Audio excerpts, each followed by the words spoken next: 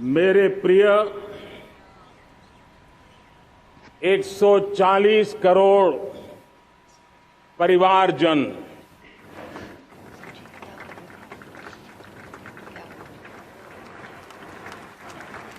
दुनिया का सबसे बड़ा लोकतंत्र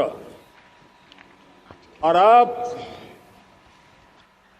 बहुत लोगों का अभिप्राय है कि जनसंख्या की दृष्टि से भी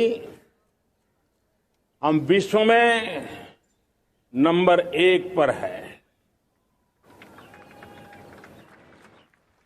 इतना बड़ा विशाल देश, 140 करोड़ देश कि मेरे भाई बहन, मेरे परिवारजन आज आजादी का पर्व मना रहे हैं। मैं देश के कोटि कोटि जनों को,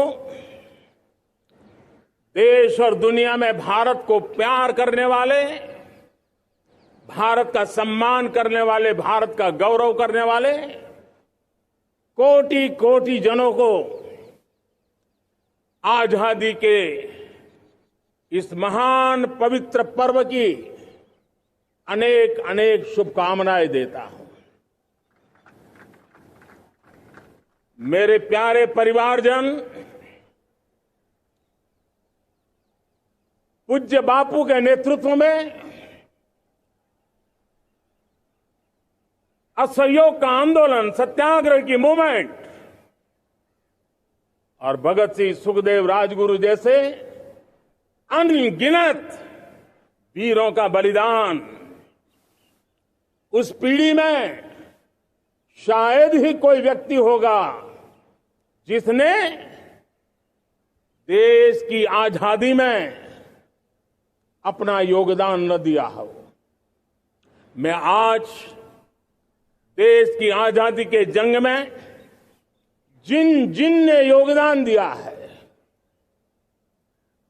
बलिदान दिए हैं, त्याग किया है, तपस्या की है, उन सबको आदरपूर्वक नमन करता हूं, उनका अभिनंदन करता हूं। आज 15 अगस्त महान क्रांतिकारी और अध्यात्म जीवन के ऋषितुल्य प्रणेता श्री अरबिंदो की 150वीं जयंती पूर्ण हो रही है। ये वर्ष स्वामी दयानंद सरस्वती के 150वीं जयंती का वर्ष है। ये वर्ष रानी दुर्गावती के 500वीं जन्मशती का बहुत ही पवित्र अवसर है, जो पूरा देश बड़े धामधूम से मनाने वाला है। ये वर्ष मीराबाई, भक्ति योग की सिरमौर मीराबाई के 525 वर्ष का भी ये पावन पर्व है।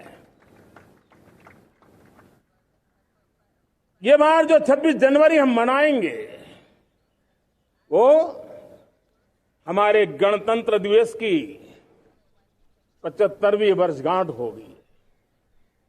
अनेक प्रकार से अनेक अवसर, अनेक संभावनाएं राष्ट्र निर्माण में जुटे रहने के लिए पल पल नई प्रेरणा, पल पल नई चेतना, पल पल सपने, पल पल संकल्प, शायद इससे बड़ा कोई अवसर नहीं हो सकता। मेरे प्यारे परिवारजन, इस बार प्राकृतिक आपदा ने देश के अनेक हिस्सों में अकल्पनीय संकट पैदा किए। जिन परिवारों ने इस संकट में सहन किया है, मैं उन सभी परिवारजनों के प्रति अपनी संवेदना प्रकट करता हूं और राज्य और केंद्र सरकार मिलकर के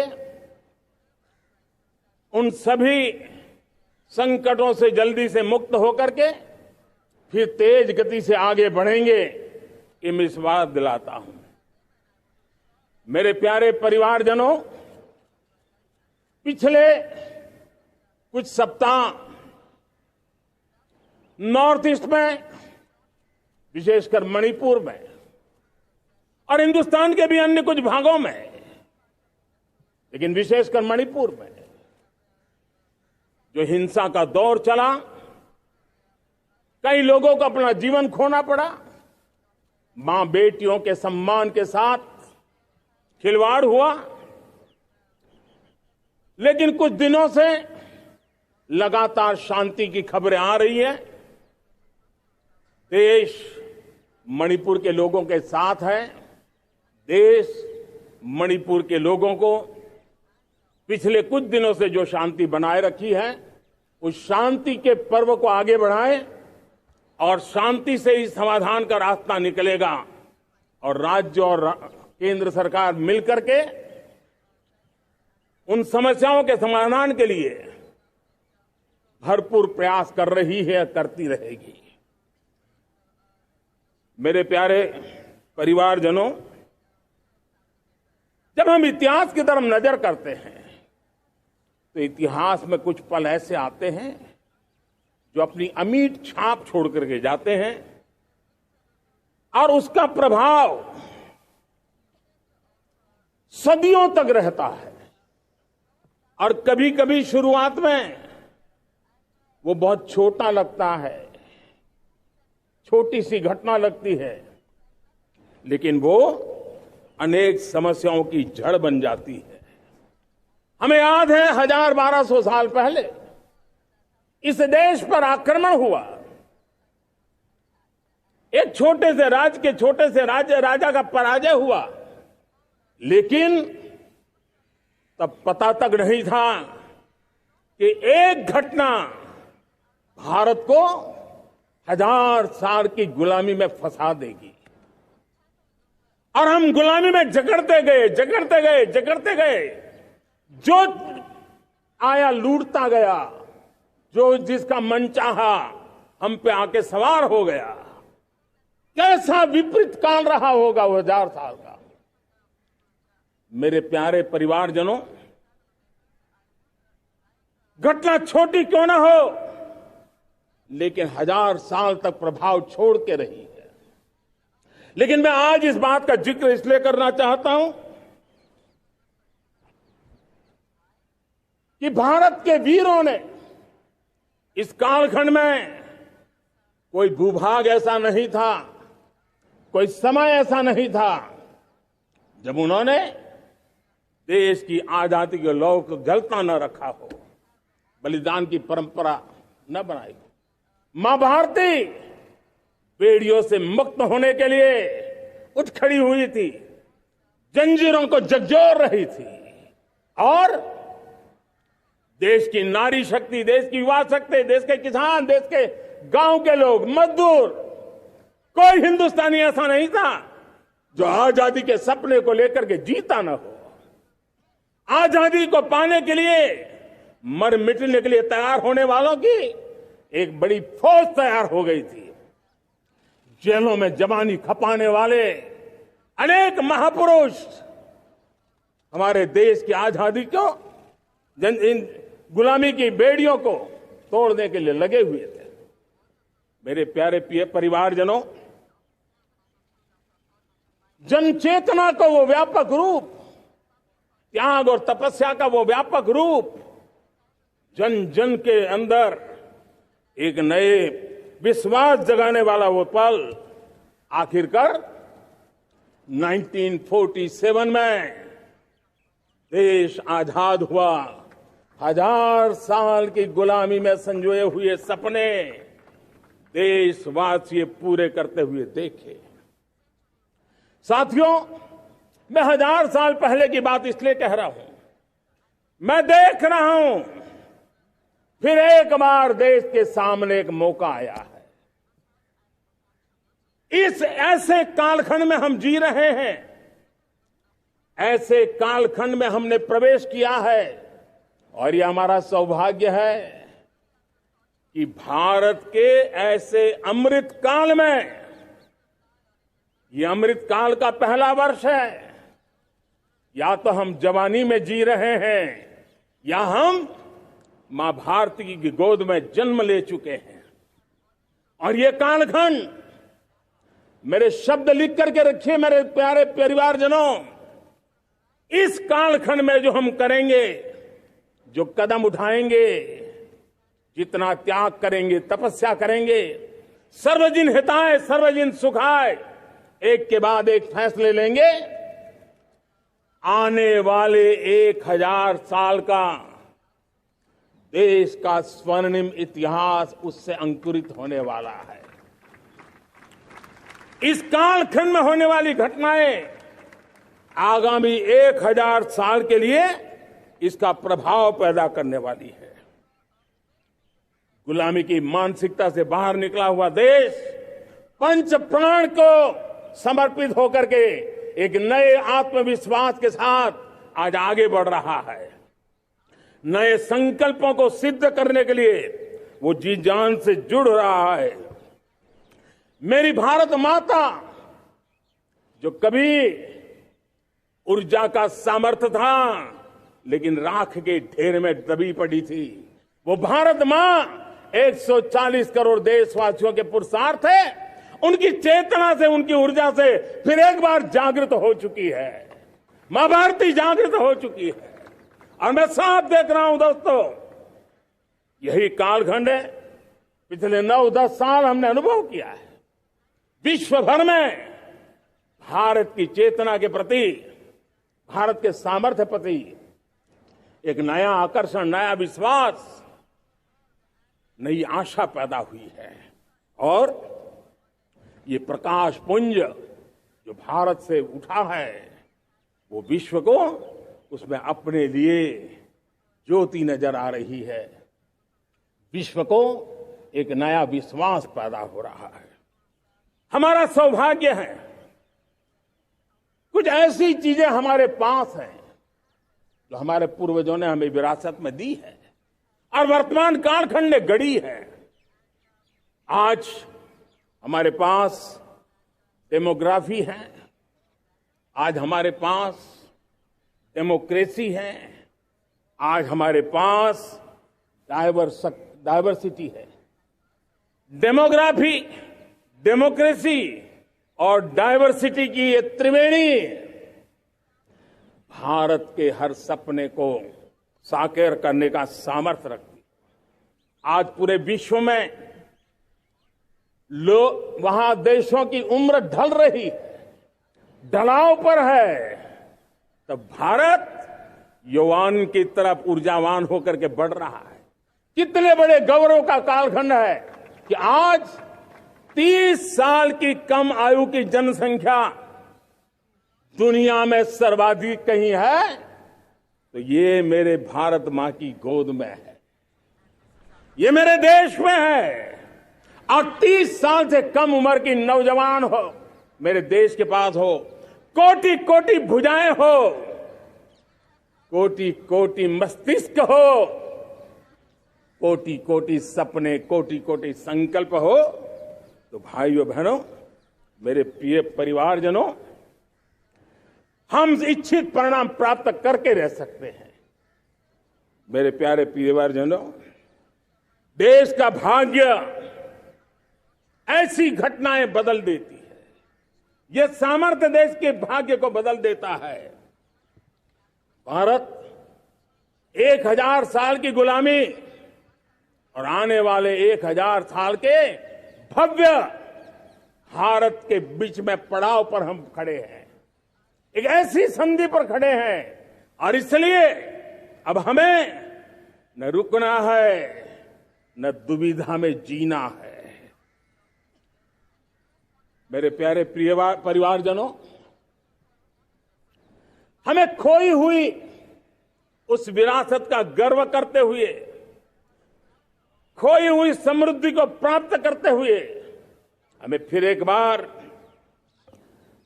और ये बात मान के चले, हम जो भी करेंगे, हम जो भी कदम उठाएंगे, हम जो भी फैसला लेंगे, वो अगले 1000 साल तक अपनी दिशा निर्धारित करने वाला है, भारत के भाग्य को लिखने वाला है। मैं आज मेरे देश के नौजवानों को, मेरे देश की बेटे बेटियों को ये जरूर कहना चाहूंगा, जो सौभाग्य आज मेरे युवाओं को मिला है, ऐसा सौभाग्य शायद ही किसी के नसीब होता है जो आपके नसीब हुआ है। और इसलिए हमें ये गंवाना नहीं है। युवा शक्ति पर मेरा भरोसा है, युवा शक्ति में सामर्थ्य है, और हमारी नीतियां, हमारी रीतियां भी उस युवा सामर्थ्य को और बल देने के लिए है। आज मेरे युवाओं ने दुनिया में पहले 3 स्टार्टअप इकोसिस्टम में भारत को स्थान दिला दिया है। विश्व के युवाओं को अचंभा हो रहा है भारत के इस सामर्थ्य को लेकर के, भारत की इस ताकत को देख करके।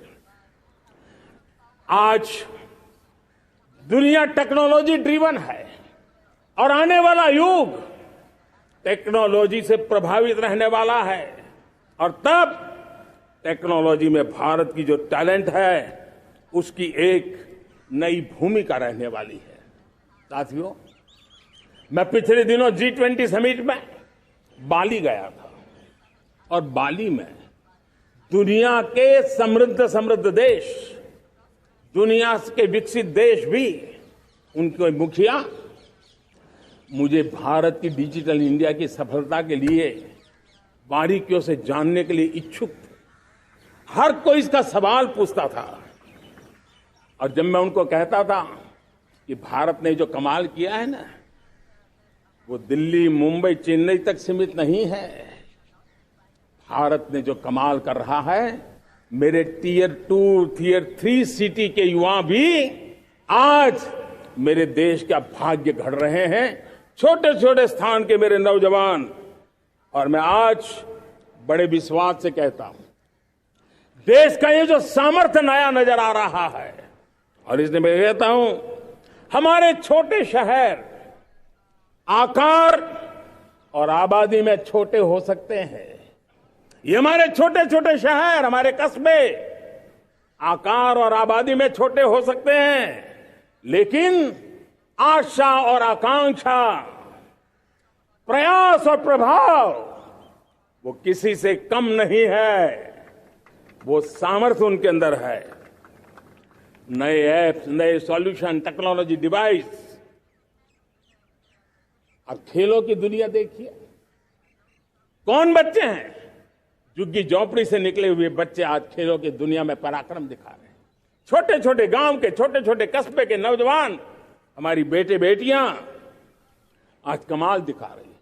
अब देखिए, मेरे देश की 100 जितनी स्कूल ऐसी हैं जहां के बच्चे सैटेलाइट बना करके सैटेलाइट छोड़ने की तैयारियां कर रही हैं। आज हजारों टिंकरिंग लैब नए वैज्ञानिकों का गर्भाधान कर रही है। आज हजारों टिंकरिंग लैब लाखों बच्चों को साइंस और टेक्नोलॉजी की राह पर आगे बढ़ने के लिए प्रेरणा दे रही है। मैं मेरे देश के नौजवानों को कहना चाहता हूं, अवसरों की कमी नहीं है। आप जितने अवसर चाहेंगे, ये देश आसमान से भी ज्यादा अवसर आपने देने का सामर्थ्य रखता है। मैं आज लाल किले की प्राचीर से मेरे देश की माताओं, बहनों, मेरे देश की बेटियों को हृदय से अभिनंदन करना चाहता हूं। देश आज जब पहुंचा है, अब विशेष शक्ति जुड़ रही है मेरी माताओं बहनों के सामर्थ्य की। आज देश प्रगति की राह पर चल पड़ा है, तो मैं मेरे किसान भाई बहनों का भी अभिनंदन करना चाहता हूं। ये आप ही का पुरुषार्थ है, ये आप ही का परिश्रम है कि देश आज कृषि क्षेत्र में आगे बढ़ रहा है। मैं मेरे मजदूरों का, मेरे श्रमिकों का, मेरे प्रिय परिवारजन, ऐसे कोटि कोटि श्रमिकों को आज मैं नमन करता हूं, उनका अभिनंदन कर रहा हूं।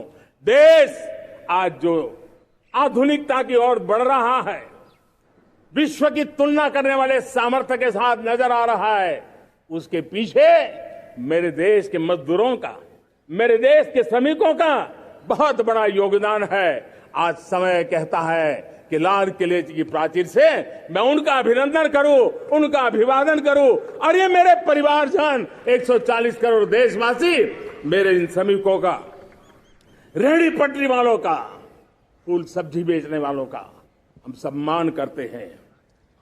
मेरे देश को आगे बढ़ाने में, मेरे देश को प्रगति की नई ऊंचाई पर ले जाने में प्रोफेशनल्स की बहुत बड़ी भूमिका है, बढ़ती रही है।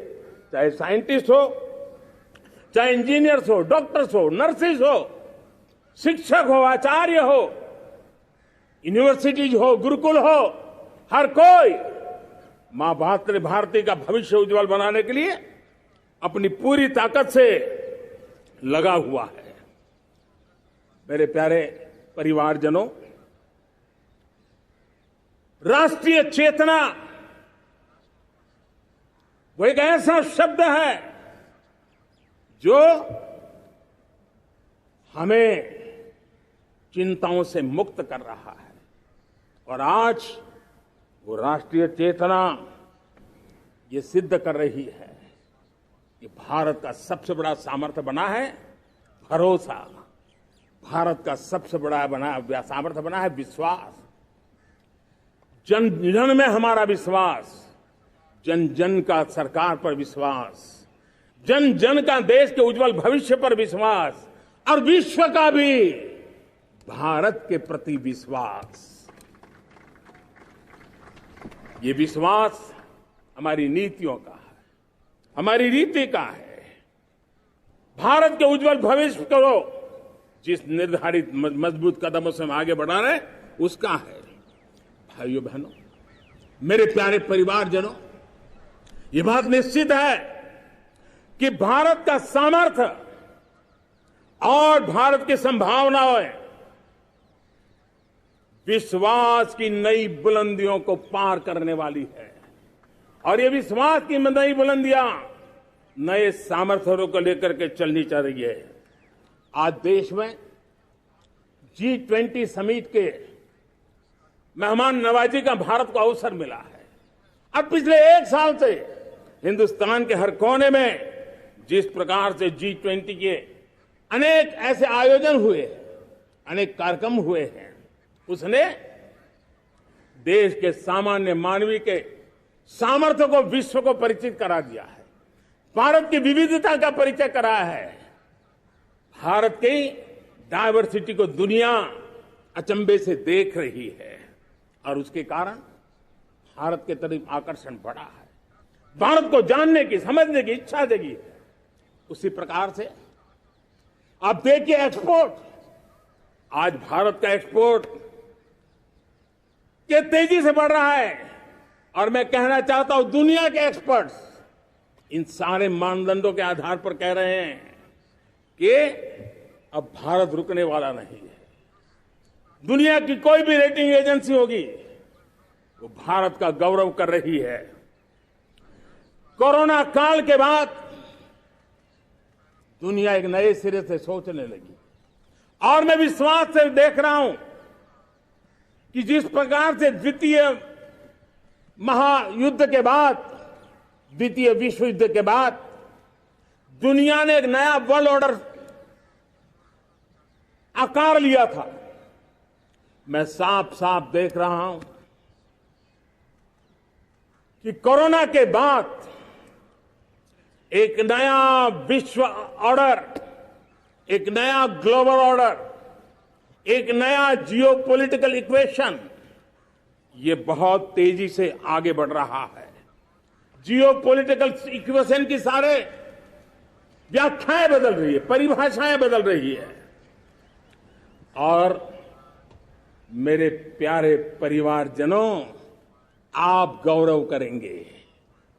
बदलते हुए विश्व को शेप देने में आज मेरे 140 करोड़ देशवासियों, आपका सामर्थ्य नजर आ रहा है। आप निर्णायक मोड़ पर खड़े हैं। और कोरोना काल में भारत ने जिस प्रकार से देश को आगे बढ़ाया, दुनिया ने हमारे सामर्थ्य को देखा है। जब दुनिया की सप्लाई चेन तहस नहस हो गई थी, बड़ी बड़ी अर्थव्यवस्थाओं पर दबाव था, उस समय भी हमने कहा था हमें विश्व का विकास देखना है तो मानव केंद्रीय होना चाहिए, मानवीय संवेदनाओं से भरा हुआ होना चाहिए, और तब जाकर के समस्याओं का सही समाधान निकालेंगे। और कोविड ने हमें सिखाया है या हमें मजबूर किया है, लेकिन मानवीय संवेदनाओं को छोड़ करके हम विश्व का कल्याण नहीं कर सकते। आज भारत ग्लोबल साउथ की आवाज बन रहा है। भारत की समृद्ध विरासत आज दुनिया के लिए एक अवसर बन रहा है। Global economy, global supply chain, इसमें भारत की हिस्सेदारी, मैं पक्का विश्वास से कहता हूं, आज जो भारत में परिस्थिति पैदा हुई है, आज जो भारत ने कमाया है, वो दुनिया में स्थिरता की गारंटी लेकर के आया है। दोस्तों, अब न हमारे मन में, न 140 करोड़ मेरे परिवारजनों के मन में, और न ही दुनिया के मन में कोई इफ्स है, कोई बट्स है। विश्वास बन चुका है। मेरे प्यारे देशवासियों, अब गेंद हमारे पाले में है। हमें अवसर जाने नहीं देना चाहिए, हमें मौका छोड़ना नहीं चाहिए। भारत में मैं मेरे देशवासियों का इसलिए भी अभिनंदन करता हूं कि मेरे देशवासियों में एक नीर-क्षीर विवेक का सामर्थ्य है, समस्याओं की जड़ों को समझने का सामर्थ्य है। और इसलिए 2014 में मेरे देशवासियों ने 30 साल के अनुभव के बाद तय किया कि देश को आगे ले जाना है तो स्थिर सरकार चाहिए, मजबूत सरकार चाहिए, पूर्ण बहुमत वाली सरकार चाहिए। और देशवासियों ने एक मजबूत और स्थिर सरकार बनाई। और 3 दशकों के जो अनिश्चितता का कालखंड था, जो अस्थिरता का कालखंड था, जो राजनीतिक मजबूरियों से देश जकड़ा हुआ था, उससे मुक्ति मिली है। मेरे प्यारे परिवारजनों, देश के पास आज एक ऐसी सरकार है, वो सर्वजन हिताय सर्वजन सुखाय, देश के संतुलित विकास के लिए समय का पल पल और जनता की पाई पाई, जनता की भलाई के लिए लगा रही है। और मेरी सरकार, मेरे देशवासियों का मन एक बात से जुड़ा हुआ है। हमारे हर निर्णय, हमारे हर दिशा, उसका एक ही मानदंड है, नेशन फर्स्ट, राष्ट्र प्रथम। और राष्ट्र प्रथम यही दूरगामी परिणाम, सकारात्मक परिणाम पैदा करने वाला है। देश में बड़े स्तर पर काम हो रहा है। और लेकिन मैं कहना चाहूंगा, 2014 में आपने एक मजबूत सरकार बनाई, और मैं कहता हूं 2014 में और 2019 में आपने एक सरकार फॉर्म की, तो मोदी में रिफॉर्म करने की हिम्मत आई। आपने ऐसी सरकार फॉर्म की कि मोदी को रिफॉर्म की हिम्मत आई। और जब मोदी ने एक के बाद एक रिफॉर्म किए, तो मेरे ब्यूरोक्रेसी के लोग, मेरे लाखों हाथ पैर जो हिंदुस्तान के कोने कोने में सरकार के हिस्से के रूप में काम कर रहे हैं, उन्होंने ब्यूरोक्रेसी ने ट्रांसफॉर्म करने के लिए, परफॉर्म करने की जिम्मेवारी बखूबी निभाई। और उन्होंने परफॉर्म करके दिखाया, और जनता जनार्दन जुड़ गई, तो वो ट्रांसफॉर्म होता भी नजर आ रहा है। और इसलिए रिफॉर्म, परफॉर्म, ट्रांसफॉर्म, ये कालखंड अब भारत के भविष्य को गढ़ रहा है। और हमारी सोच, देश की उस ताकतों को बढ़ावा देने पर है जो आने वाले 1000 साल की नींव को मजबूत करने वाले। दुनिया को युवा शक्ति की जरूरत है, युवा स्किल की जरूरत है। हमने अलग स्किल मिनिस्ट्री बनाई, वो भारत की आवश्यकताओं को तो पूरी करेगी, वो दुनिया की आवश्यकताओं को पूरी करने का भी सामर्थ्य रखेगी। हमने जल शक्ति मंत्रालय बनाया। मंत्रालय की बनाने की रचना को भी अगर कोई एनालिसिस करेगा ना, तो इस सरकार के मन मस्तिष्क को बड़े अच्छे ढंग से आप समझ पाएंगे। हमने जल शक्ति मंत्रालय बनाया। ये जल शक्ति मंत्रालय हमारे देश के एक एक देशवासियों को पीने का शुद्ध पानी पहुंचे, पर्यावरण की रक्षा के लिए पानी के प्रति संवेदनशील व्यवस्थाएं विकसित हो, उस पर हम बल रहे हैं। हमारे देश में कोरोना के बाद दुनिया देख रही है होलिस्टिक हेल्थ केयर, ये समय की मांग है। हमने अलग आयुष मंत्रालय बनाया और योग और आयुष आज दुनिया में अपना परचम लहरा रहे हैं। हमने दुनिया को हमारे कमिटमेंट के कारण विश्व का हमारे प्रति ध्यान गया है। अगर हम ही हमारे इस सामर्थ्य को नकार देंगे तो फिर दुनिया कैसे स्वीकार करेगी। लेकिन जब मंत्रालय बना तो दुनिया को भी उसका मूल्य समझने आया। मत्स्य पालन, हमारा इतना बड़ा समुद्री तट, हमारे कोटि कोटि मछुआरे भाई बहन, उनका कल्याण भी हमारे दिलों में है। और इसलिए हमने अलग से मत्स्य पालन को लेकर के, पशुपालन को लेकर के, डेयरी को लेकर के अलग मंत्रालय की रचना की, ताकि समाज के जिस वर्ग के लोग पीछे रह गए उनको हम साथ लें। देश में सरकारी अर्थव्यवस्था के हिस्से होते हैं, लेकिन समाज की अर्थव्यवस्था का एक बड़ा हिस्सा है कोऑपरेटिव मूवमेंट। उसको बल देने के लिए, उसको आधुनिकता लाने के लिए और देश के कोने कोने में लोकतंत्र की एक सबसे बड़ी इकाई को मजबूत करने के लिए हमने अलग कोऑपरेटिव मंत्रालय बनाया।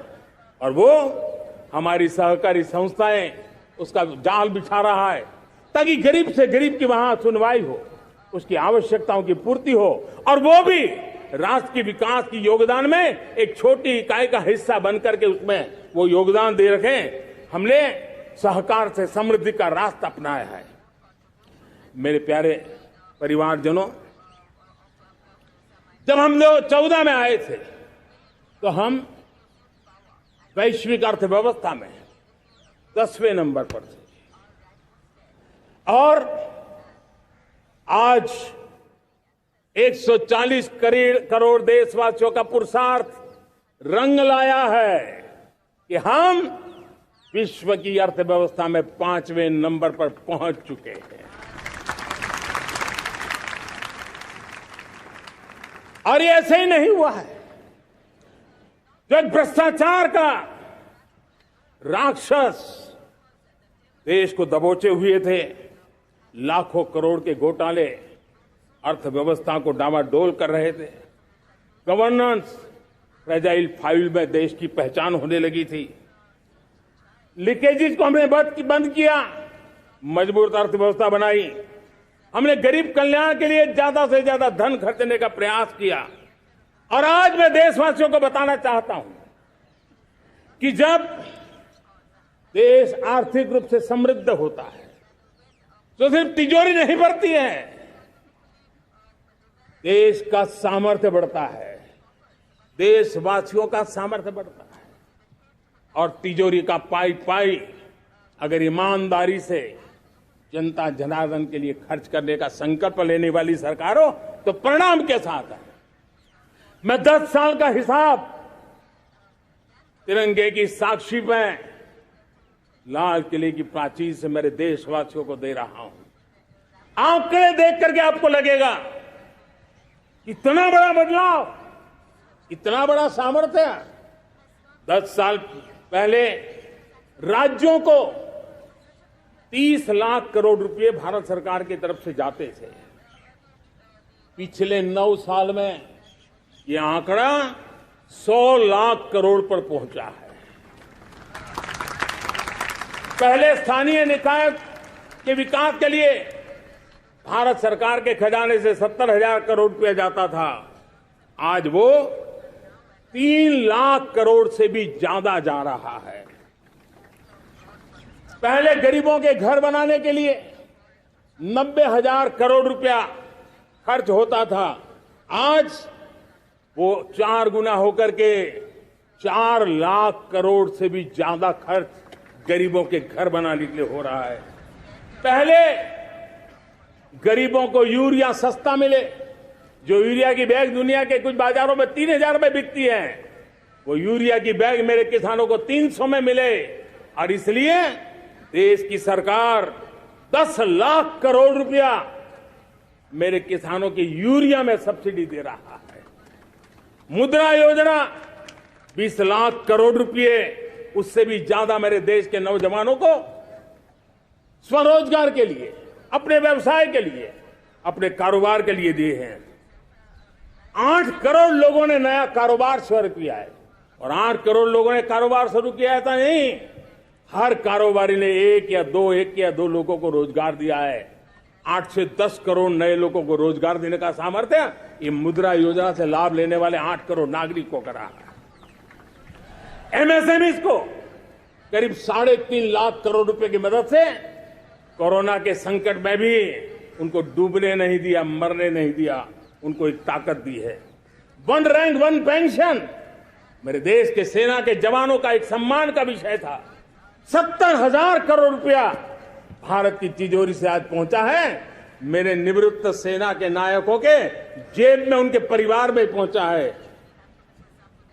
सभी कैटेगरी में, मैंने तो कुछ ही गिनाए, मैं ज्यादा समय लेना नहीं चाहता। हर कैटेगरी में पहले की तुलना में अनेक गुना धन देश के विकास के लिए, कोने कोने में रोजगार पैदा करने के लिए, पाई पाई का उपयोग भारत का भाग्य बदलने के लिए हो, और इसलिए हमने काम किया है। और मेरे प्यारे प्रियजनों, इतना ही नहीं, हमने इन सारे प्रयासों का परिणाम है कि आज 5 साल के मेरे एक कार्यकाल में, 5 साल के कार्यकाल, 5 साल में 13.5 करोड़ मेरे गरीब भाई बहन गरीबी की जंजीरों को तोड़ करके नियो मिडिल क्लास के रूप में बाहर आए हैं। जीवन का इससे बड़ा कोई संतोष नहीं होता। मेरे प्यारे प्रिय परिवारजनों, और जब 13.5 करोड़ लोग गरीबी की इस मुसीबतों से बाहर निकलते हैं, तो कैसी कैसी योजनाएं उनको मदद दी है। उनको आवास योजना का लाभ मिलना, पीएम स्वनिधि से 50,000 करोड़ रुपया रेहड़ी पटरी वालों तक पहुंचाया है। आने वाले दिनों में, आने वाली विश्वकर्मा जयंती पर एक कार्यक्रम हम लागू करेंगे। इस विश्वकर्मा जयंती पर हम करीब 13-15 हजार करोड़ रुपया से, जो परंपरागत कौशल्य से रहने वाले लोग, जो औजार से और अपने हाथ से काम करने वाला वर्ग है, ज्यादातर ओबीसी समुदाय से, हमारे सुथार हो, हमारे सोनार हो, हमारे राजमिस्त्री हो, हमारे कपड़े धोने वाले काम करने वाले लोग हो, हमारे बाल काटने वाले भाई बहन परिवार हो, ऐसे लोगों को एक नई ताकत देने के लिए हम आने वाले महीने में विश्वकर्मा जयंती पर विश्वकर्मा योजना लॉन्च करेंगे और करीब 13-15 हजार करोड़ से उसका प्रारंभ करेंगे। हमने पीएम किसान सम्मान निधि में 2.5 लाख करोड़ रुपया सीधा मेरे देश के किसानों के खाते में जमा किया है। हमने जल जीवन मिशन, हर घर में शुद्ध पानी पहुंचे, 2 लाख करोड़ रुपया खर्च किया है। हमने आयुष्मान भारत योजना, ताकि गरीब को बीमारी के कारण अस्पताल जाने से जो मुसीबत होती थी उसको मुक्ति दिलाना, उसको दवाई मिले, उसका उपचार हो, ऑपरेशन हो, अच्छे से अच्छी हॉस्पिटल में हो। आयुष्मान भारत योजना के तहत 70,000 करोड़ रुपए हमने लगाए हैं। पशुधन, देश ने कोरोना वैक्सीन की बात तो देश को याद है, 40,000 करोड़ रुपए लगाए, वो तो याद है। लेकिन आपको जानकर के खुशी होगी, हमने पशुधन को बचाने के लिए करीब करीब 15,000 करोड़ रुपया पशुधन के टीकाकरण के लिए लगाया है। मेरे प्यारे देशवासियों, मेरे प्यारे परिवारजनों, जन औषधि केंद्रों ने देश के सीनियर सिटीजन्स को, देश के मध्यम वर्गीय परिवार को एक नई ताकत दी है। जिस संयुक्त परिवार में अगर किसी को एक डायबिटीज जैसा हो जाए, 2-3 हजार रुपया दवाई का बिल स्वाभाविक हो जाता है। हमने जन औषधि केंद्र से जो दवाई बाजार में 100 रुपए में मिलती है, वो 10 रुपया, 15 रुपया, 20 रुपए में दी।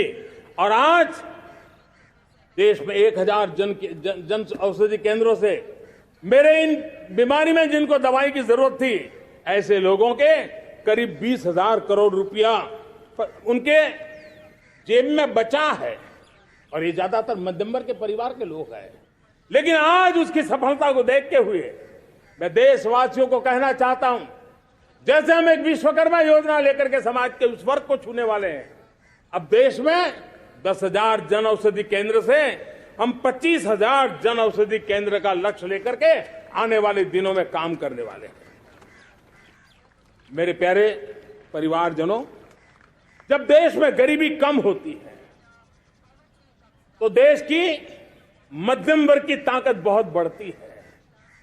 और अगर दुनिया में, और मैं आपको विश्वास दिलाता हूं, आने वाले 5 साल में मोदी का गारंटी है, देश पहले 3 वैश्विक इकोनॉमी में अपना जगह ले लेगा।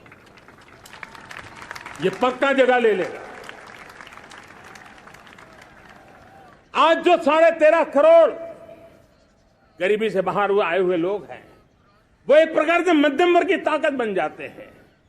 जब गरीब की खरीद शक्ति बढ़ती है तो मध्यम वर्ग की व्यापार शक्ति बढ़ती है।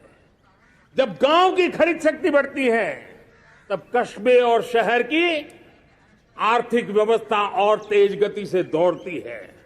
और यही इंटरकनेक्टेड हमारा अर्थचक्र होता है। हम उसको बल लेकर के आगे चलना चाहते हैं। मेरे प्यारे परिवारजनों, शहर के अंदर जो कमजोर लोग रहते हैं, बिना घर को मुसीबत रहती है, मध्यम वर्ग के परिवार अपना खुद का घर का सपना देख रहे हैं, हम उसके लिए भी आने वाले कुछ सालों के लिए एक योजना लेकर के आ रहे हैं। और जिसमें ऐसे मेरे परिवारजन जो शहरों में अपना घर, शहरों में रहते हैं लेकिन किराए के मकान पे रहते हैं, झुग्गी झोपड़ी में रहते हैं, चाल में रहते हैं, अनऑथराइज्ड कॉलोनीज में रहते हैं, ऐसे मेरे परिवारजन अगर अपना मकान बनाना चाहते हैं तो बैंक से जो लोन मिलेगा उसके ब्याज के अंदर राहत देकर के लाखों रुपयों की मदद करने का हमने निर्णय किया है। मेरे मध्यम वर्ग के परिवार को जब 2 लाख से 7 लाख इनकम टैक्स की सीमा बढ़ जाती है तो सबसे बड़ा लाभ सैलरी क्लास को होता है, मेरे मध्यम वर्ग को होता है।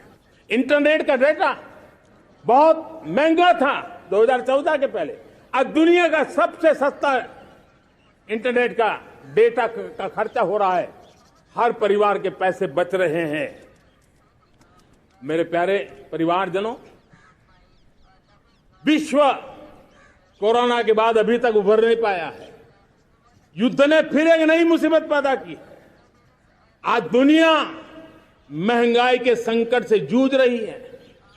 पूरी दुनिया की अर्थव्यवस्था को महंगाई ने दबोच के रखा है। हम भी दुनिया से जिन सामान की जरूरत होती है लाते हैं, तो हमें सामान तो इंपोर्ट करते हैं। हमारा दुर्भाग्य है कि हमें महंगाई भी इंपोर्ट करनी पड़ती है, क्योंकि पूरी दुनिया को महंगाई ने जकड़ के रखा है। लेकिन मेरे प्यारे परिवारजनों, भारत ने महंगाई को नियंत्रित रखने के लिए भरसक प्रयास किए हैं।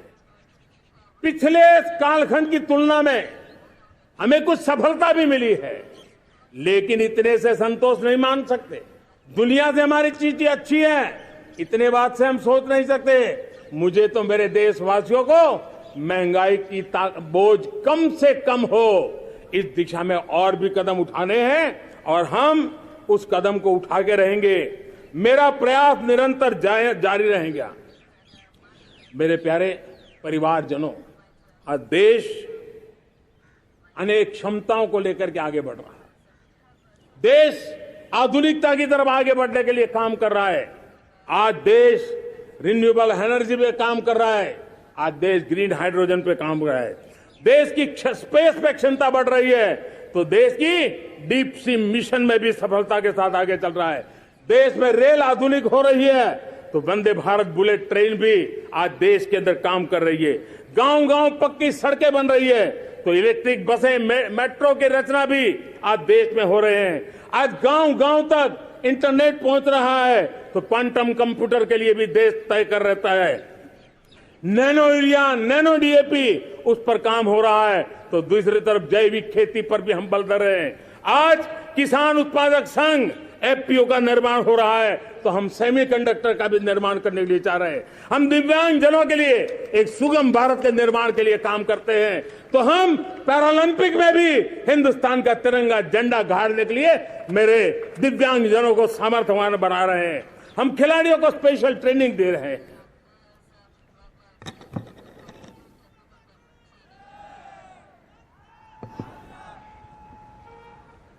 आज भारत पुरानी सोच, पुराने ढर्रे को छोड़ करके लक्ष्यों को तय करके लक्ष्यों को प्राप्त करने की जगह से चल रहा है। और जब मैं कहता हूं ना कि जिसका शिलान्यास हमारी सरकार करती है, उसका उद्घाटन भी हमारे कालखंड में करते हैं। इन दिनों जो मैं शिलान्यास कर रहा हूं ना, आप लिख के रखिए, उसके उद्घाटन भी आप सबने मेरे नसीब में ही छोड़े हुए हैं। हमारी कार्य संस्कृति, बड़ा सोचना, दूर का सोचना, सर्वजन हिताय सर्वजन सुखाय सोचना, यह हमारी कार्यशैली रही है। और सोच से भी ज्यादा, संकल्प से भी ज्यादा हासिल कैसे करना, इस ऊर्जा के साथ हम काम करते हैं। हमने आजादी के काल अमृत महोत्सव में 75,000 अमृत सरोवर बनाने का संकल्प किया था। उस समय हमने हर जिले में 75 अमृत सरोवर बनाना संकल्प किया था। करीब 50-55 हजार अमृत सरोवर की कल्पना की थी, लेकिन आज करीब 75,000 अमृत सरोवर का काम निर्माण हो रहा है। ये अपने आप में बहुत बड़ा काम हो रहा है। जनशक्ति और जल शक्ति की ताकत भारत के पर्यावरण की रक्षा में भी काम आने वाली है। 18,000 गांवों तक बिजली पहुंचाना, जनधन बैंक खाते खोलना, बेटियों के लिए शौचालय बनाना, सारे टारगेट समय के पहले पूरी शक्ति से पूरे करेगा। और जब भारत ठान लेता है तो उसे पूरा करके रहता है। ये हमारा ट्रैक रिकॉर्ड कहता है। 200 करोड़ वैक्सीनेशन का काम, दुनिया हमें जब पूछती है 200 करोड़ सुनती है, उनकी आंखें फट जाती है।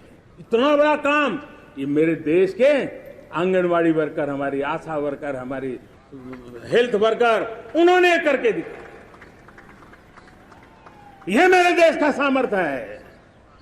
5G को रोल आउट किया, दुनिया में सबसे तेज गति से 5G रोल आउट करने वाला मेरा देश है। 700 से अधिक जिलों तक अब पहुंच चुके हैं और अब 6G की भी तैयारी कर रहे हैं। हमने टास्क फोर्स बना दिया है। रिन्यूएबल एनर्जी, हम टारगेट से पहले चले हैं। हमने रिन्यूएबल एनर्जी 2030 का जो टारगेट तय किया था, 21-22 में इसको पूरा कर दिया। हमने इथेनॉल में 20% ब्लेंडिंग की बात कही थी, वो भी हमने समय से 5 साल पहले पूरा कर दिया। हमने $500 बिलियन के एक्सपोर्ट की बात की थी, वो भी समय के पहले $500 बिलियन से ज्यादा कर दिया। हमने तय किया, जो हमारे देश में 25 साल से चर्चा हो रही थी कि देश में नई संसद बने, पार्लियामेंट का कोई सत्र ऐसा नहीं था नई संसद के। ये मोदी है, समय के पहले नई संसद बना करके रख दिया। मेरे प्यारे भाई बहनों, ये काम करने वाली सरकार है, निर्धारित लक्ष्यों को पार करने वाली सरकार है। ये नया भारत है, ये आत्मविश्वास से भरा हुआ भारत है। ये संकल्पों को चरितार्थ करने के लिए जी जान से जुटा हुआ भारत है। और इसलिए ये भारत न रुकता है, ये भारत न थकता है, ये भारत न हाँफता है और न ही ये भारत हारता है। और इसलिए मेरे प्यारे परिवारजनों, आर्थिक शक्ति बढ़ी है तो हमारी सामरिक शक्ति को भी एक नई ताकत मिली है। हमारी सीमाएं पहले से अधिक सुरक्षित हुई है और मेरे सीमा पर बैठे हुए मेरे जवान जो देश की सीमाओं की रक्षा कर रहे हैं और मेरे देश की आंतरिक सुरक्षा के संभालने वाले यूनिफॉर्म फोर्सेस, मैं आजादी के इस पावन पर्व पर उनको भी अनेक अनेक बधाई देते हुए मेरी बात को आगे बढ़ाता हूं। सेना का अधिकरण हो, हमारी सेना युवा बने, हमारी सेना बैटल के लिए रेडी, युद्ध योग्य बने, इसलिए निरंतर रिफॉर्म का काम आज हमारी सेना में हो रहा है। मेरे प्यारे परिवारजनों, आए दिन हम लोग सुना करते थे, यहां बम धमाका हुआ, वहां बम धमाका हुआ, हर जगह पे लिखा हुआ रहता था कि इस बैग को मत छूना, अनाउंसमेंट होते रहते थे। आज देश सुरक्षा की अनुभूति कर रहा है और जब सुरक्षा होती है, शांति होती है, तो प्रगति के नए अरमान हम पूरे कर सकते हैं। उसको लिए सीरियल बम धमाके का जमाना बीती हुई बात हो गई है। निर्दोषों के जो मौत होते थे तो बीते हुए कल की बात हो गई है। आज देश में आतंकी हमलों में भारी कमी आई है। नक्सल प्रभावित क्षेत्रों में भी बहुत बड़ा बदलाव आया है, बहुत बड़ा परिवर्तन का एक वातावरण बना है। मेरे प्यारे परिवारजनों, प्रगति के हर चीज में, लेकिन जब 2047 हम एक विकसित भारत का सपना लेकर के चल रहे हैं तब, और वो सपना नहीं 140 करोड़ देशवासियों का संकल्प है और उस संकल्प को सिद्ध करने के लिए परिश्रम की पराकाष्ठा भी है। और उसकी सबसे बड़ी ताकत होती है वो राष्ट्रीय चरित्र होता है। दुनिया में जिन जिन देशों ने प्रगति की है, दुनिया में जो जो देश संकटों से वो पार करके निकले हैं, उसमें हर चीज के साथ साथ एक महत्वपूर्ण कैटलिक एजेंट रहा है, वो राष्ट्रीय चरित्र रहा है। और हमें राष्ट्रीय चरित्र के लिए और बल देते हुए हमें आगे बढ़ना होगा।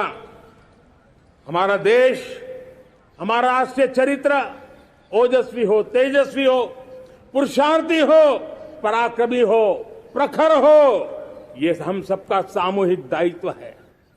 और आने वाले 25 साल हम एक ही मंत्र को लेकर चले, ये हमारे राष्ट्रीय चरित्र के सिरमौर होना चाहिए, एकता का संदेश। भारत की एकता को जीना, भारत की एकता को आंच आए, न ऐसी मेरी भाषा होगी, न ऐसा मेरा कोई कदम होगा। हर पल देश को जोड़ने का प्रयास मेरी तरफ से भी होता रहेगा। भारत की एकता हमें सामर्थ्य देती है। उत्तर हो, दक्षिण हो, पूर्व हो, पश्चिम हो, गांव हो, शहर हो, पुरुष हो, नारी हो, हम सबने एकता के भाव के साथ और विविधता भरे देश में एकता का सामर्थ्य होता है। और दूसरी महत्व की बात मैं देख रहा हूं, अगर 2047 में हमें हमारे देश को विकसित भारत के रूप में देखना है तो हमें श्रेष्ठ भारत के मंत्र को जीना होगा, हमें चरितार्थ करना होगा। अब हमारे प्रोडक्शन में, मैंने 2014 में कहा था जीरो डिफेक्ट, जीरो इफेक्ट। दुनिया के किसी भी टेबल पर मेक इन इंडिया चीज हो तो दुनिया को विश्वास होना चाहिए, इससे बेहतर दुनिया में कुछ नहीं हो सकता है। ये अल्टीमेट होगा। हमारी हर चीज, हमारी सर्विसेज होगी तो श्रेष्ठ होगी, हमारे शब्द की ताकत होगी तो श्रेष्ठ होगी, हमारी संस्थाएं होगी तो श्रेष्ठ होगी, हमारी निर्णय प्रक्रियाएं होगी तो श्रेष्ठ होगी। ये श्रेष्ठता का भाव लेकर के हमें चलना होगा। तीसरी बात है, देश में आगे बढ़ाने के लिए एक अतिरिक्त शक्ति का सामर्थ्य भारत को आगे ले जाने वाला है और वो है विमेन लेड डेवलपमेंट। आज भारत गर्व से कह सकता है कि दुनिया में नागरिक उड्डयन में अगर किसी एक देश में सबसे ज्यादा विमेन पायलट है तो मेरे देश में है।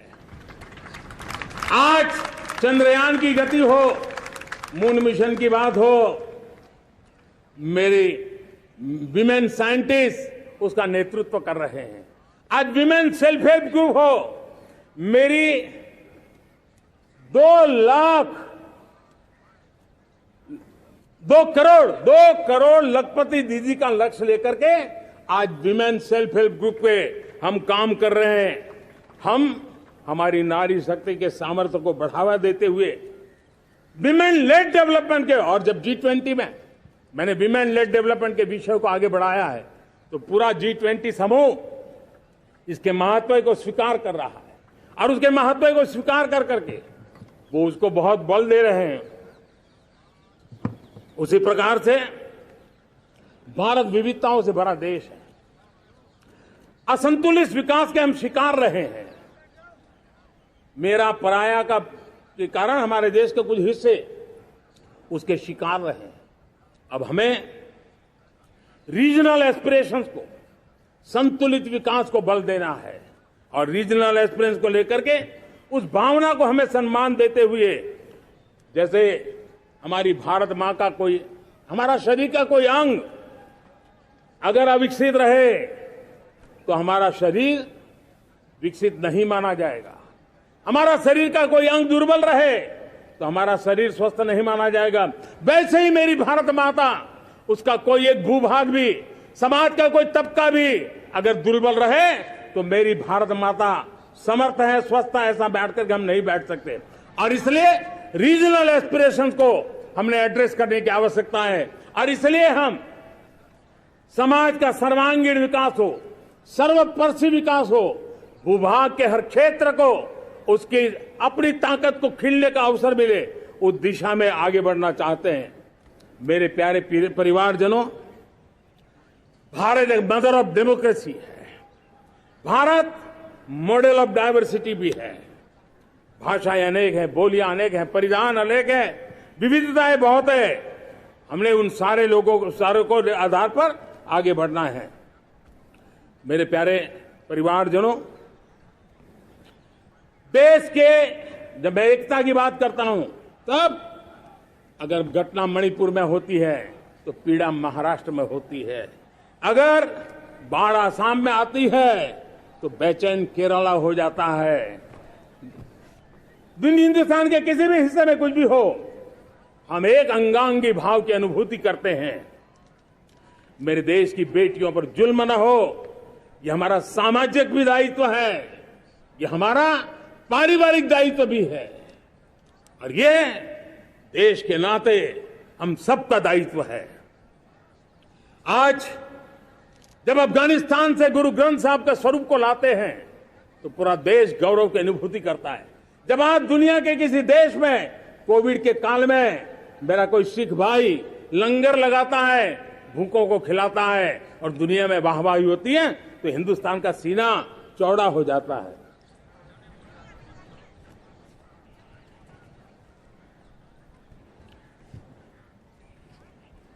मेरे प्यारे परिवारजनों, हमारे लिए जब नारी सम्मान की बात करते हैं, मुझे अभी एक देश में दौरा कर रहा था तो वहां एक बहुत ही सीनियर मिनिस्टर, उसने मुझे एक सवाल पूछा। उसने कहा, आपके यहां बेटियां साइंस और इंजीनियरिंग के विषयों की पढ़ाई करती हैं क्या? उसमें क्या था? मैंने उनको कहा, आज मेरे देश में लड़कों से ज्यादा बेटियां आज स्टेम यानी साइंस, टेक्नोलॉजी, इंजीनियरिंग और मैथ्स, अधिकतम भाग मेरी बेटियां ले रही है। तो उनके लिए अचरज था। ये सामर्थ्य आज हमारे देश का देख रहा है।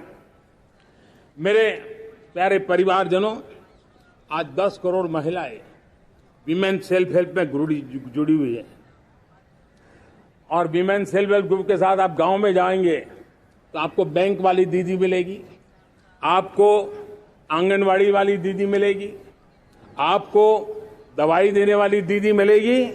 और अब मेरा सपना है 2 करोड़ लखपति दीदी बनाने का, गांव में 2 करोड़ लखपति दीदी। और इसके लिए एक नया अभिगम भेजा। साइंस और टेक्नोलॉजी, हमारे गांव की महिलाओं का भी सामर्थ्य देखता हूं मैं, और इसलिए हम एक नई योजना सोच रहे हैं कि हमारे एग्रीकल्चर सेक्टर में टेक्नोलॉजी आए, एग्रीटेक को बल मिले। इसलिए विमेन सेल्फ हेल्प ग्रुप की बहनों को हम ट्रेनिंग देंगे, ड्रोन चलाने की, ड्रोन रिपेयरिंग की हम ट्रेनिंग देंगे, और हजारों ऐसे विमेन सेल्फ हेल्प ग्रुप को भारत सरकार ड्रोन देगी, ट्रेनिंग देगी, और हमारे एग्रीकल्चर के काम में ड्रोन की सेवाएं उपलब्ध हो। इसके लिए हम शुरुआत करेंगे। प्रारंभ हम 15,000 विमेन सेल्फ हेल्प ग्रुप के द्वारा ये ड्रोन की उड़ान का हम आरंभ कर रहे हैं। मुझे विश्वास है कि इसके कारण हमारे परिवारजनों का, मेरे प्यारे परिवारजनों, आज देश आधुनिकता की तरफ बढ़ रहा है। हाईवे हो, रेलवे हो, एयरवे हो, आईवेज हो, इंफॉर्मेशन वेज, वाटरवेज हो, कोई क्षेत्र ऐसा नहीं है जिस क्षेत्र को आगे बढ़ाने की दिशा में आज देश काम न करता हो। पिछले 9 वर्ष में तटीय क्षेत्रों में हमने, आदिवासी क्षेत्र में, हमारे पहाड़ी क्षेत्र में विकास को बहुत बढ़ दिया है। हमने पर्वतमाला, भारतमाला ऐसी योजनाओं के द्वारा समाज के उस वर्ग को हमने बल दिया है। हमने गैस की पाइपलाइन से हमारे पूर्वी भारत को जोड़ने का काम किया है। हमने अस्पतालों की संख्या बढ़ाई है, हमने डॉक्टर की सीटें बढ़ाई है ताकि हमारे बच्चे डॉक्टर बनने का सपना पूरा कर सके। हमने मातृभाषा में पढ़ाने पर बल दिया है, अब मातृभाषा में वो पढ़ाई कर सके उस दिशा में। और मैं भारत के सुप्रीम कोर्ट का भी धन्यवाद करता हूं कि भारत की सुप्रीम कोर्ट ने कहा है कि आप जो जजमेंट देंगे उसका जो ऑपरेटिव पार्ट होगा वो जो अदालत में आया है उसकी भाषा में उसको उपलब्ध होगा। मातृभाषा का महात्म्य आज बढ़ रहा है। मेरे प्यारे भाई परिवारजनों, आज तक हमारे देश के जो बॉर्डर विलेज हैं, हमने वाइब्रेंट बॉर्डर विलेज का एक कार्यक्रम शुरू किया है। और वाइब्रेंट बॉर्डर विलेज अब तक इसके लिए कहा जाता था देश के आखिरी गांव। हमने उस पूरी सोच को बदला है। वो देश का आखिरी गांव नहीं है, सीमा पर जो नजर आ रहा है वो मेरे देश का पहला गांव है। अगर सूरज उगता है पूरब में तो उस तरफ के गांव में पहली सूरज की किरण आती है। अगर सूरज ढलता है तो इस तरफ के गांव में आखिरी किरण उसका लाभ मिलता है। ये मेरे पहले गांव है और मुझे खुशी है कि आज मेरे इस कार्यक्रम के विशेष मेहमान, ये जो पहले गांव है, सीमावर्ती गांव है, उसके 600 प्रधान आज इस लाल किले की प्राचीर के इस महत्वपूर्ण कार्यक्रम का हिस्सा बनने के लिए आए। पहली बार वो इतनी दूर तक आए हैं, नए संकल्प और सामर्थ्य के साथ जुड़ने के लिए आया है। मेरे प्यारे परिवारजनों, हमने संतुलित विकास के लिए एस्पिरेशनल डिस्ट्रिक्ट, एस्पिरेशनल ब्लॉक की कल्पना की और आज उसके सुखद परिणाम मिल रहे हैं। आज राज्य के जो नॉर्मल पैरामीटर्स हैं, जो एस्पिरेशनल डिस्ट्रिक्ट कभी बहुत पीछे थे, वो आज राज्य में भी अच्छा करने लग गए हैं। और मुझे विश्वास है कि आने वाले दिनों में ये हमारे आकांक्षी जिले, हमारे आकांक्षी बॉल अवश्य आगे बढ़ेंगे। जैसे मैंने कहा था, भारत का चरित्र की चर्चा कर रहा था, तो मैंने पहला कहा था भारत की एकता, दूसरा कहा था भारत श्रेष्ठता की तरफ बल दें, तीसरा कहा था विमेन लेड डेवलपमेंट की मैंने बात कही थी, और मैं आज एक बात और कहना चाहता हूं कि हम जैसे रीजनल एस्पिरेशन, मैंने चौथी बात कही थी, पांचवी महत्व की बात है और भारत ने उस दिशा में ध्यान, और वो है हमारा राष्ट्रीय चरित्र विश्व मंगल के लिए सोचने वाला होना चाहिए। हमें देश को इतना मजबूत बनाना है जो विश्व मंगल के लिए भी अपनी भूमिका अदा करे। और आज कोरोना के बाद मैं देख रहा हूं जिस प्रकार से संकट की घड़ी में देश ने दुनिया की मदद की, उसका परिणाम है कि आज दुनिया में हमारा देश एक विश्व मित्र के रूप में, विश्व का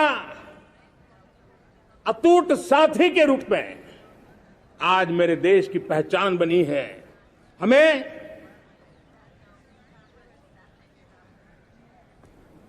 जब विश्व मंगल की बात करते हैं तब भारत का मूलभूत विचार है, उस विचार को हम आगे बढ़ाने लोग हैं। और मुझे खुशी है कि आज अमेरिकी संसद के भी कई चुने हुए गणमान्य प्रतिनिधि भी आज हमारे 15 अगस्त के इस अवसर में हमारे बीच में मौजूद है। भारत की सोच कैसी है, हम विश्व मंगल की बात को कैसे आगे बढ़ाते हैं। अब देखिए, हम जब सोचते हैं तो क्या कहते हैं, हमने दुनिया के सामने ये दर्शन रखा है और दुनिया उस दर्शन को लेकर के हमारे साथ जुड़ रही है। हमने कहा one sun, one world, one grid. Renewable energy के क्षेत्र में एक बहुत बड़ा हमारा स्टेटमेंट है, आज दुनिया उसको स्वीकार कर रही है। कोविड के बाद हमने दुनिया को कहा हमारा अप्रोच होना चाहिए वन अर्थ, वन हेल्थ। समस्याओं का समाधान तभी होगा जब मानव को, पशु को, पौधे को बीमारी के संबंध में समान रूप से एड्रेस किया जाएगा, तब जाकर के हम करेंगे। हमने G20 समिट के लिए दुनिया के सामने कहा है one world, one family, one future. इस सोच को लेकर के चल रहे हैं। हमने क्लाइमेट को लेकर के दुनिया जो संकट से जूझ रही है, हमने रास्ता दिखाया है, लाइफ मिशन लॉन्च किया है, लाइफस्टाइल फॉर एनवायरमेंट। हमने दुनिया के सामने इंटरनेशनल सोलर अलायंस बनाया और आज दुनिया के कई देश इंटरनेशनल सोलर अलायंस का हिस्सा बन रहे हैं। हमने बायोडायवर्सिटी का महत्व देखते हुए बिग कैट अलायंस की व्यवस्था को हमने आगे बढ़ाया है। हमने प्राकृतिक आपदा के कारण, ग्लोबल वार्मिंग के कारण इंफ्रास्ट्रक्चर का जो नुकसान होता है, उसके लिए दूरगामी व्यवस्थाओं की जरूरत है और इसलिए coalition for disaster resilient infrastructure, CDRI, एक समाधान के रूप में दुनिया को दिया है।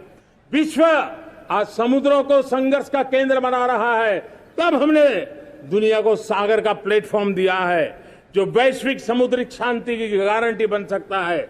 हमने पारंपरिक चिकित्सा पद्धतियों को बल देते हुए WHO का एक ग्लोबल लेवल का सेंटर हिंदुस्तान में बनाने की दिशा में काम किया है। हमने योग और आयुष के द्वारा विश्व कल्याण और विश्व के स्वस्थता की दिशा में काम किया है। और आज भारत विश्व मंगल की मजबूत नींव डाल रहा है। इस मजबूत नींव को आगे बढ़ाना हम सबका काम है, हम सबकी जिम्मेवारी है। मेरे प्यारे परिवारजनों, सपने अनेक है, संकल्प साफ है, नीतियां स्पष्ट है, नियत के सामने कोई सवाल या निशान नहीं है, लेकिन कुछ सच्चाइयों को हमें स्वीकार करना पड़ेगा और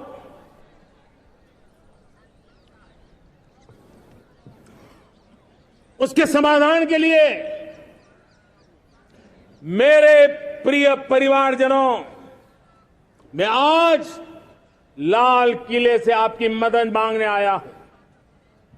मैं लाल किले से आपके आशीर्वाद मांगने आया हूं, क्योंकि पिछले सालों मैंने देश को जो समझा है, देश की आवश्यकताओं को जो मैंने परखा है, और अनुभव के आधार पर मैं कह रहा हूं कि आज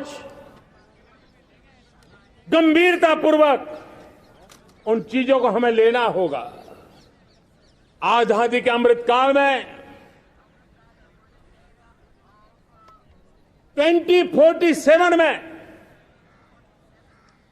जब देश आजादी के 100 साल मनाएगा, उस समय दुनिया में भारत का तिरंगा झंडा विकसित भारत का तिरंगा झंडा होना चाहिए।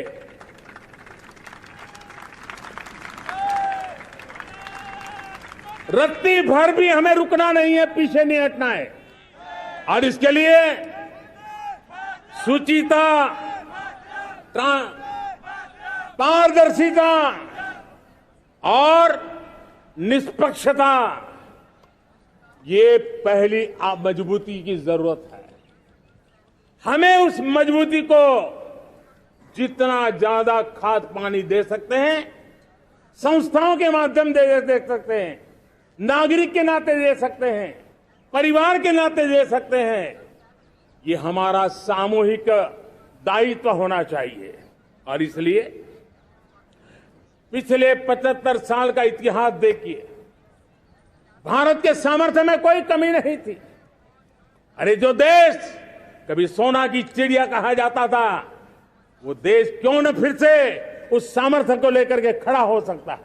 मेरा अटूट विश्वास है साथियों, मेरे प्रिय परिवारजनों, मेरा अखंड अटूट एक निष्ठ विश्वास है कि 2047 में जब देश आजादी के 100 साल मनाएगा, मेरा देश विकसित भारत बन के रहेगा। और ये मैं मेरे देश के सामर्थ्य के आधार पर कह रहा हूं, मेरे उपलब्ध संसाधनों के आधार पर कह रहा हूं, और सबसे ज्यादा 30 से कम आयु वाली मेरी युवा शक्ति के भरोसे कह रहा हूं, मेरी माताओं बहनों के सामर्थ्य के भरोसे कह रहा हूं। लेकिन उसके सामने अगर कोई रुकावट है, कुछ विकृतियां पिछले 75 साल में ऐसे घर कर गई है, हमारी समाज व्यवस्था का ऐसा हिस्सा बन गई है कि कभी कभी तो हम आंख भी बंद कर देते हैं। अब आंख बंद करने का समय नहीं है। अगर सपनों को सिद्ध करना है, संकल्प को पार करना है, तो हमें ये आंख मिचौली बंद करके, आंख में आंख मिला करके 3 बुराइयों से लड़ना बहुत समय की मांग है। हमारे देश की सारी समस्याओं की जड़ में भ्रष्टाचार ने दिमक की तरह देश की सारी व्यवस्थाओं को, देश के सामर्थ्य को पूरी तरह नोच लिया है। भ्रष्टाचार से मुक्ति, भ्रष्टाचार के खिलाफ जंग हर इकाई में, हर क्षेत्र में।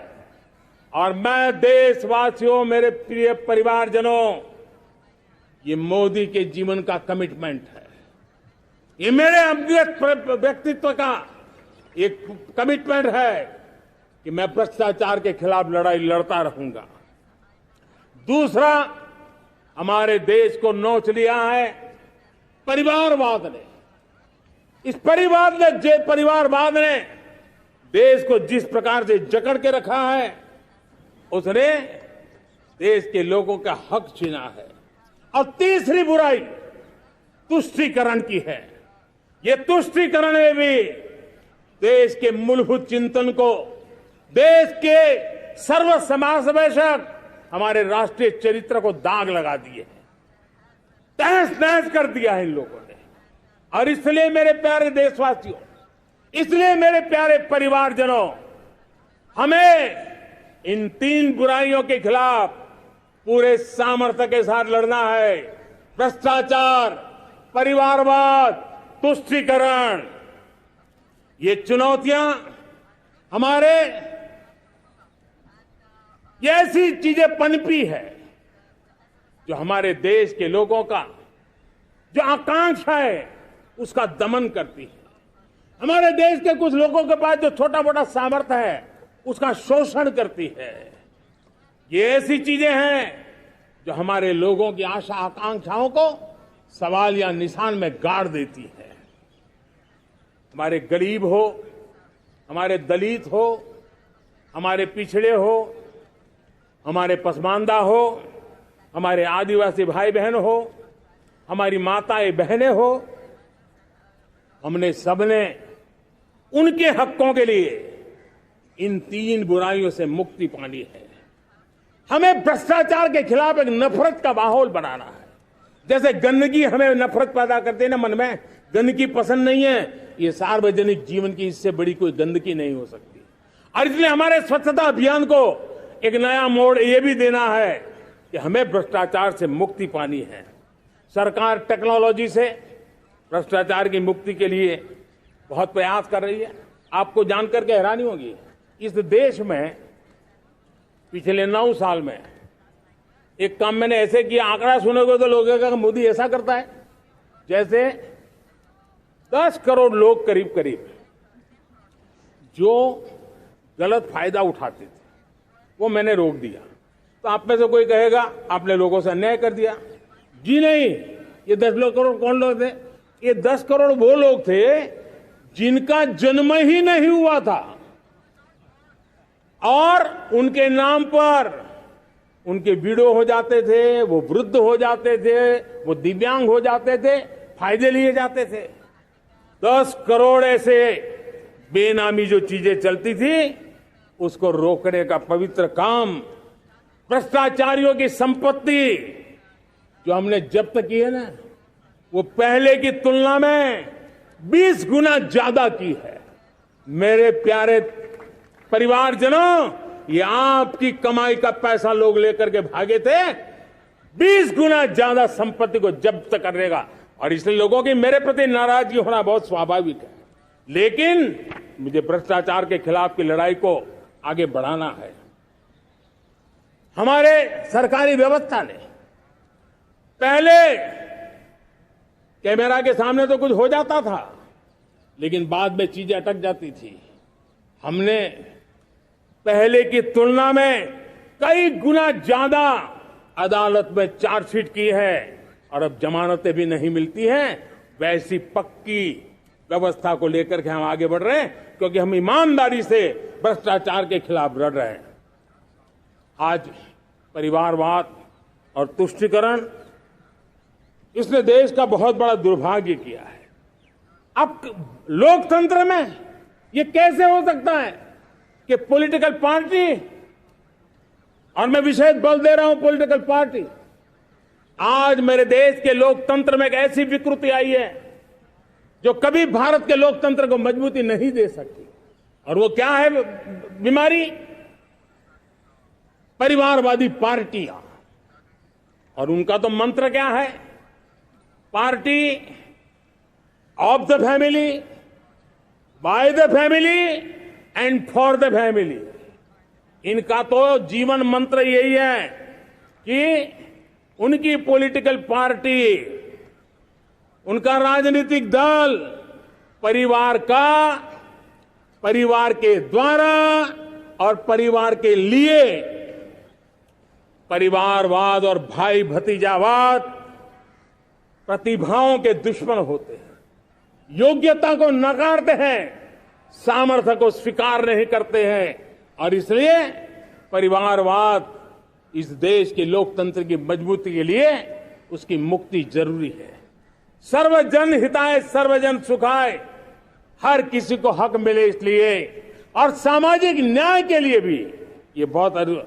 उसी प्रकार से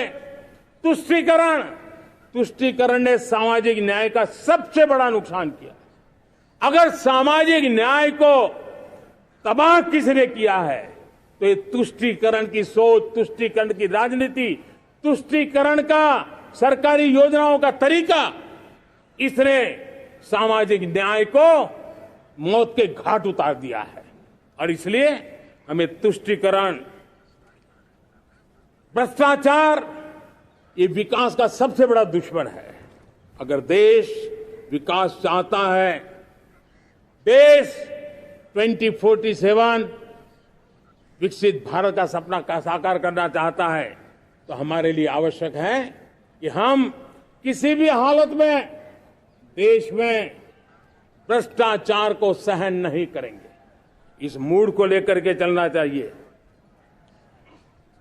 मेरे प्यारे परिवारजनों, हम सबका एक बहुत बड़ा महत्वपूर्ण दायित्व है। आपने जिस प्रकार से जिंदगी जी है, हमारे आने वाली पीढ़ी को ऐसी जिंदगी जीने के लिए मजबूर करना, यह हमारा गुनाह है। यह हमारा दायित्व है कि हमारे आने वाली पीढ़ी को हम ऐसा समृद्ध देश दें, ऐसा संतुलित देश दें, ऐसा सामाजिक न्याय की धरोहर वाला देश दें, ताकि छोटी छोटी चीजों को पाने के लिए उन्हें कभी भी संघर्ष न करना पड़े। हम सभी का कर्तव्य, हर नागरिक का कर्तव्य है, और ये अमृत काल कर्तव्य काल है। हम कर्तव्य से पीछे नहीं उठ सकते। हमें वो भारत बनाना है जो पूज्य बापू के सपनों का था। हमें वो भारत बनाना है जो हमारे स्वतंत्र सेनानियों का सपना था। हमें वो भारत बनाना है जो हमारे वीर शहीदों का था, हमारी वीरांगनाओं का था, जिन्होंने मातृभूमि के लिए अपना जीवन दे दिया था। मेरे प्यारे परिवारजनों, मैं जब 2014 में आपके पास आया था, तब 2014 में मैं परिवर्तन का वादा लेकर के आया था। 2014 में मैंने आपको वादा किया था, मैं परिवर्तन लाऊंगा, और 140 करोड़ मेरे परिवारजन, आपने मुझ पे भरोसा किया और मैंने विश्वास पूरा करने की कोशिश की। रिफॉर्म, परफॉर्म, ट्रांसफॉर्म, वो 5 साल जो वादा था वो विश्वास में बदल गया, क्योंकि मैंने परिवर्तन का वादा किया था। रिफॉर्म, परफॉर्म, ट्रांसफॉर्म के द्वारा मैंने इस वादे को विश्वास में बदल दिया। कठोर परिश्रम किया है, देश के लिए किया है, शान से किया है, सिर्फ और सिर्फ नेशन फर्स्ट, राष्ट्र सर्वोपरि, इस भाव से किया है। 2019 में परफॉर्मेंस के आधार पर आप सबने मुझे फिर से आशीर्वाद दिया।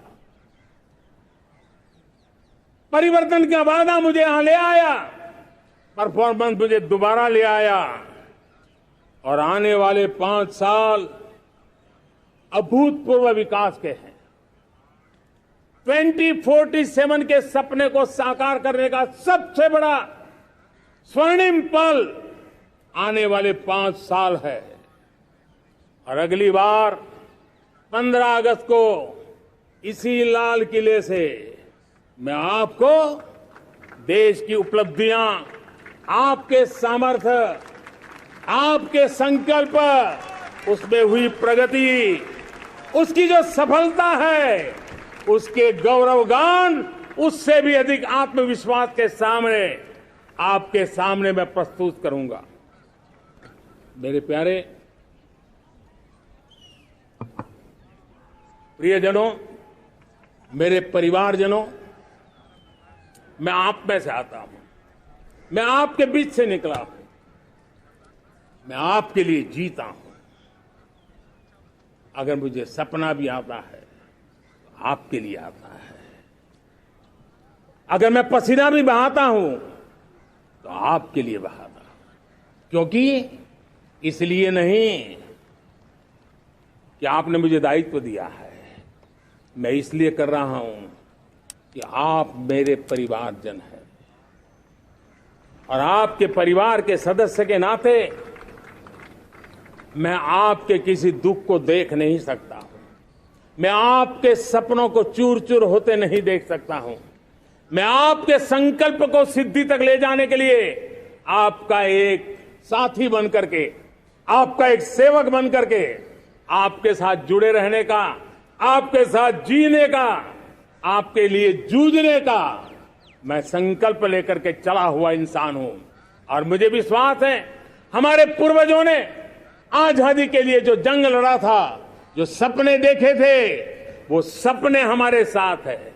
आजादी के जंग में जिन्होंने बलिदान दिया था, उनके आशीर्वाद हमारे साथ है और 140 करोड़ देशवासियों को एक ऐसा अवसर आया है।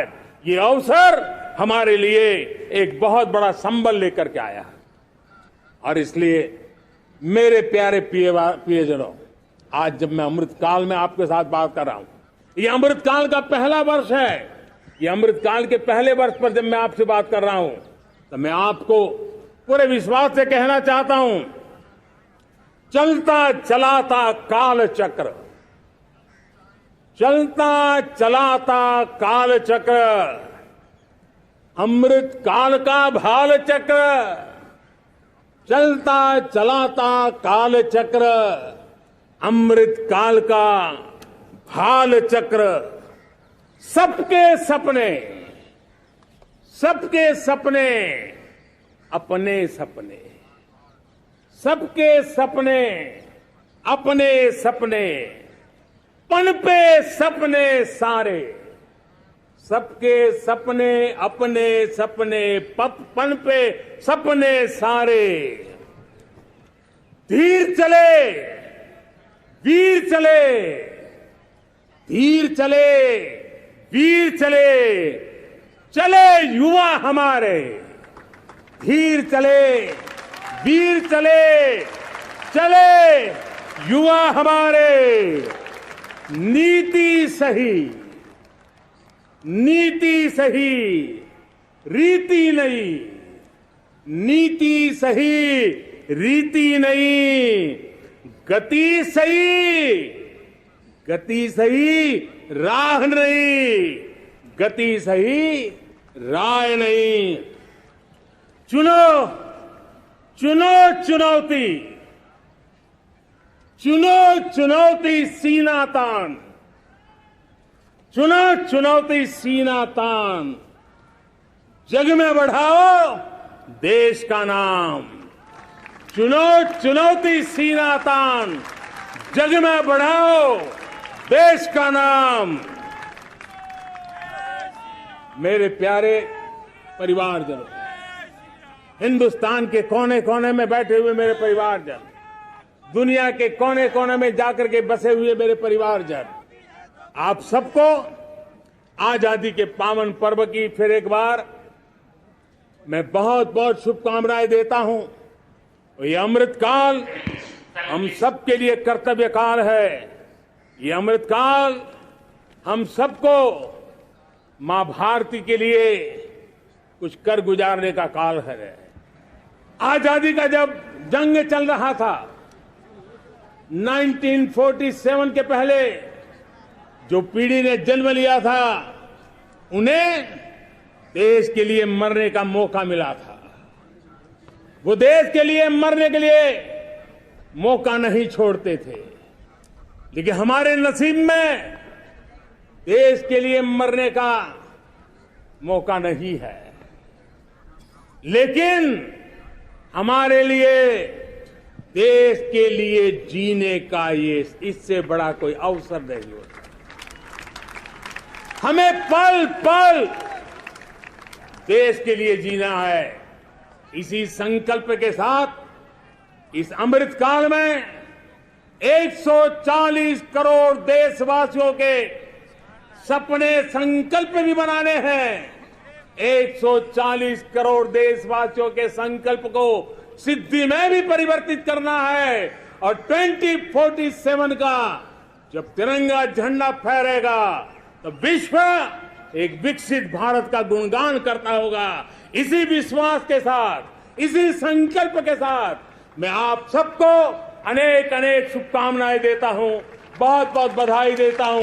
जय हिंद, जय हिंद, जय हिंद। भारत माता की, भारत माता की, भारत माता की। वंदे वंदे वंदे। बहुत बहुत धन्यवाद।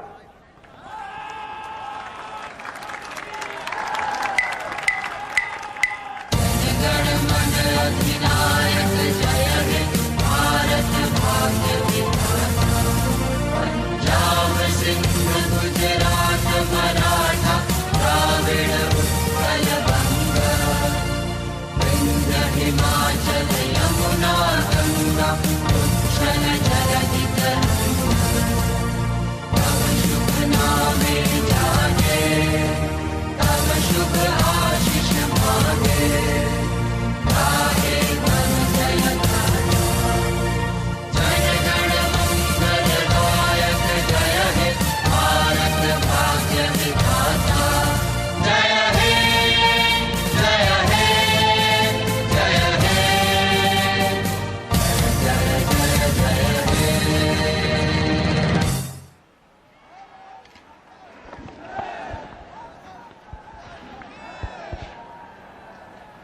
बहुत धन्यवाद माननीय प्रधानमंत्री जी। और अब ये देखिए Prime Minister Modi sharing with the people his government's achievements and milestones and outlining future initiatives and policy directions. And as is traditional, we can see hundreds of balloons in the colors of the national flag being released into the air. And as they rise up, they celebrate their freedom. They rise with a new purpose, as if carrying with them the hopes and aspirations